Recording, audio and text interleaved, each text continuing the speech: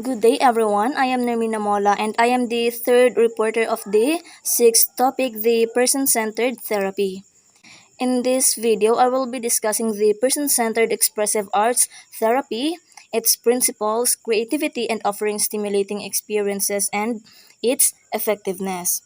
At the end of this discussion, hopefully you will be able to understand the unique characteristics of person-centered expressive arts and how it is based on person-centered philosophy. The person-centered expressive arts therapy was developed by Natalie Rogers.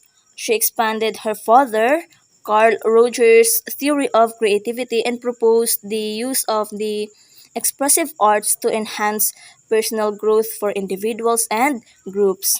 It extends the person-centered approach and utilizes the arts for spontaneous creative expression that symbolizes deep and sometimes inaccessible feelings and emotional states.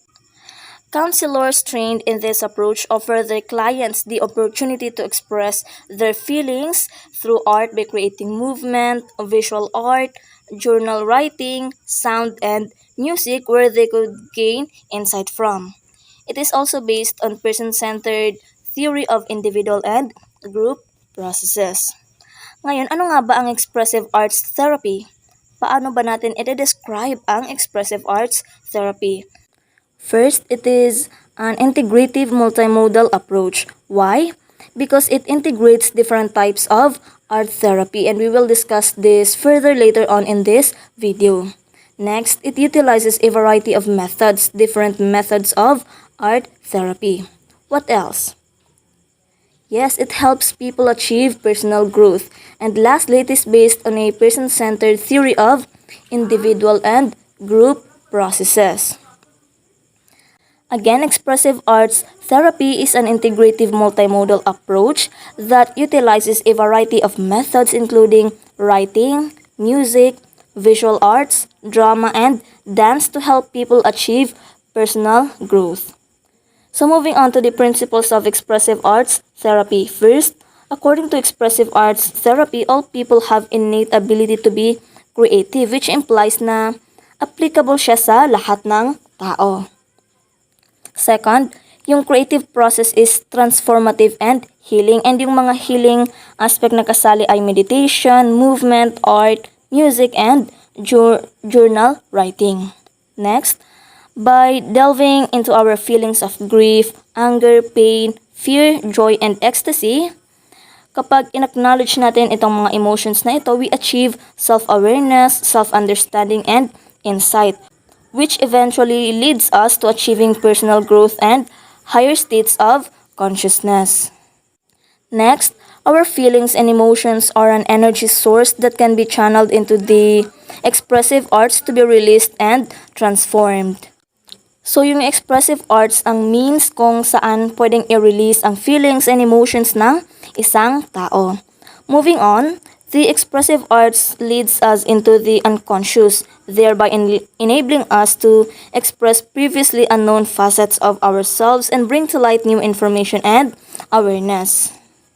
Next, one art form stimulates and nurtures the other, and it brings us into the inner core or essence that is our life energy. Another principle is that a connection exists between our life force, our inner core or soul, and the essence of all beings. So as we journey inward para ma-discover natin ang essence or wholeness natin, we discover our relatedness to the outer world. So yung inner core natin and the outer world become one. Natalie Rogers also proposed the concept of creative connection, yun yung interrelations ng iba't ibang art modes. The idea is that moving affects how we write or paint, and when we write or paint, it affects how we feel and think. According to Natalie Rogers, nangyayari ang personal growth kung yung environment is ginawang safe and supportive ng mga counselor or facilitators. This implies that it would be extremely difficult for an individual to achieve personal growth in an unsafe or unsupportive environment. The qualities of these counselors or facilitators that are best learned by first being experienced are genuine, warm, empathic, open, honest, congruent, and caring. Taking time to reflect on and evaluate these experiences allows for personal integration at intellectual, emotional, physical, and spiritual levels. Moving on to the creativity and offering stimulating experiences. According to Natalie Rogers, individuals have a tremendous capacity for self-healing through creativity if given the proper environment. That is when one feels appreciated, trusted, and given support to use individuality to develop a plan, create a project, write a paper, or to be authentic. The challenge is exciting, stimulating, and gives a sense of personal expansion, and it provides safe and supportive environment to an individual. So anong condition nga ba ang nagfa-foster ng creativity? First, acceptance of the individual. Next, a non-judgmental setting.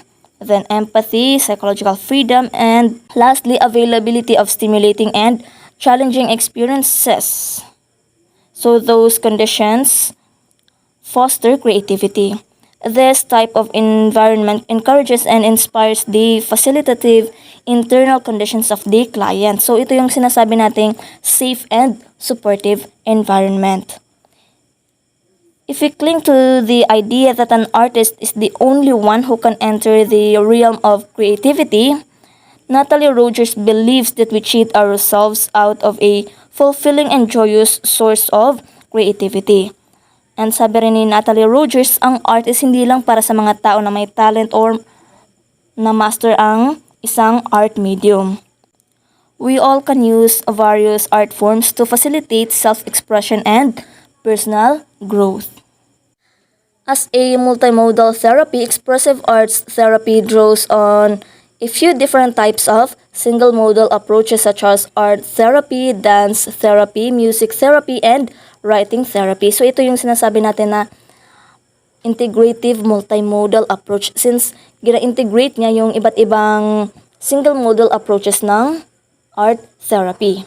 Again, as a multimodal approach, it integrates many of these single modal approaches and incorporates a variety of tools instead of being limited to a single approach.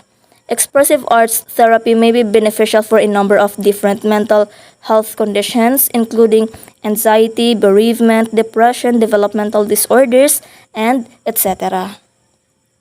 Now, how effective is person-centered expressive arts therapy? Research suggests that the use of the expressive arts for therapeutic purposes offers several benefits.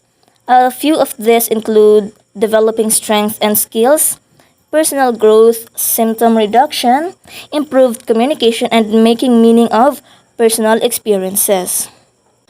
A 2016 review of a pilot study using expressive arts therapy with hospitalized children reported that the program was embraced by hospital staff and family members due to subjective reports that children were calmer and seemed less stressed after therapy sessions.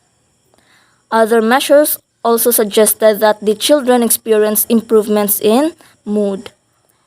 Another study, a 2019 study, found that art therapy was linked to improvement in cognitive functioning in elderly adults who had a mild neurocognitive disorder.